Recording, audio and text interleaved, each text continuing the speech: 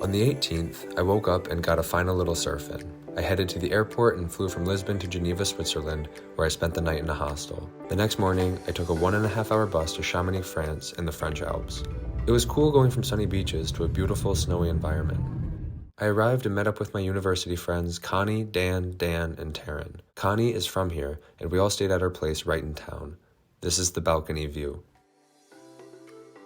Dan and Connie went skiing while the rest of us hung out in the house. I was so happy to be with friends and not in a hostel. Taryn and I made dinner and we went out at night. The next morning, we went skiing with the gang ready to go. Taryn got a lesson and Connie went with him, so Dan and I took to the very powdery slopes. I was super excited on the way up. I hadn't snowboarded in about 6 years. Here are some old videos of me from 2016. I stopped because I was scared of getting injured, but I've kind of forgotten how big in my life snowboarding used to be. I'm not interested in getting hurt doing flips anymore, but the conditions in Chamonix were excellent, and I was really excited to get back out there. Here's part of my first run on the mountain. These were the best conditions of my life. A ski patrol I talked to said this was the best day in 3 years, second only to yesterday. Not too bad. Sadly, my GoPro died and I didn't capture the deeper powder I got on the backside of the mountain.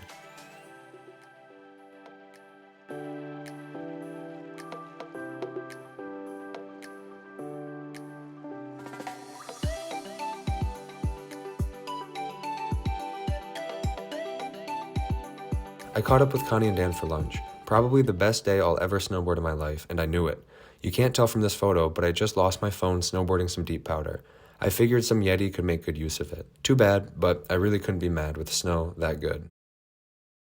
Connie made us dinner that night, and we discussed what a hamster in a go-kart would mean if it were a common idiom. The next day was spa day. I thought it sounded silly at first, but my friends convinced me to go, and I'm sure glad they did. Saunas, relaxation rooms, other random rooms, and best of all, a large outdoor hot tub with a view fit for a king. Connie and I got out of the tub to throw some snow and take a chill break. The boys wanted in. As night rolled around, we headed back for Connie's special raclette. It's a classic dish in the Alps where you pour melted cheese onto potatoes. It was so good. Feeling nice and relaxed, we finished the night at a little ski bar nearby.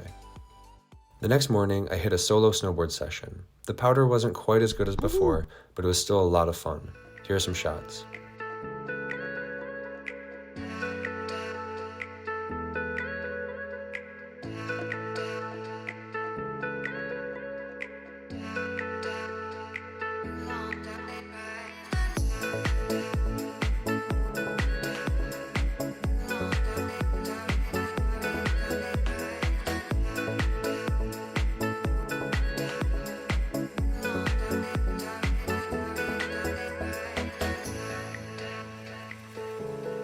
After I got back, we all took it pretty easy.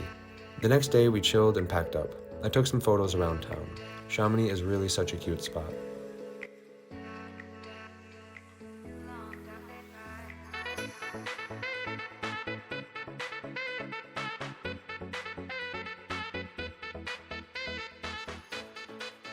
It's a popular place to parachute, and I saw someone spiral out of control. Hopefully, they're okay. The whole group agreed this is one of the most beautiful places we've been to on Earth. A huge thank you to Connie for hosting us. The next morning, we took a bus back to Geneva and flew to Barcelona for a 7-hour layover. Taryn, Dan, and I had the same flight, and they brought me into the airport lounge where we feasted and kind of just hung out. Taryn and I had a romantic date on the flight from Barcelona to Boston. We finally got back to Providence around midnight with our university classes beginning in about 10 hours. The trip of a lifetime was over. It was amazing, and I was ready to get back to my life. Here are the statistics.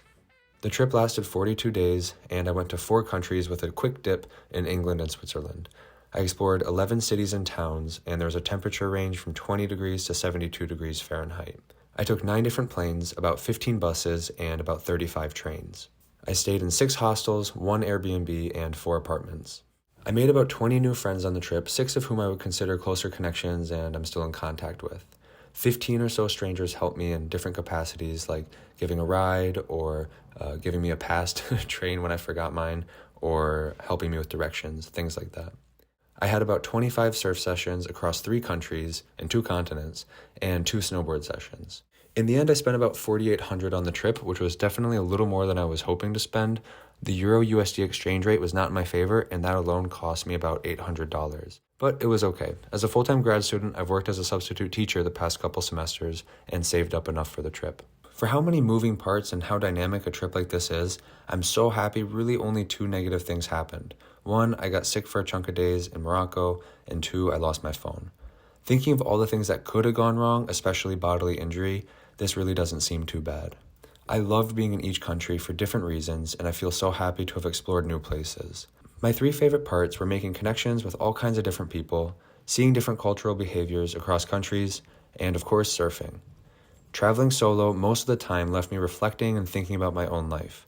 Through this, I gained less of a rushed feeling about reaching my career goals and more reinforcement to intentionally enjoy where I am, wherever that may be. It's been really fun hearing thoughts and comments about this vlog series from friends, family, and even a couple strangers. Overall, it was a really, really cool time, and I feel so grateful to have gone on this trip. That's a wrap with everything in the books. Hasta luego.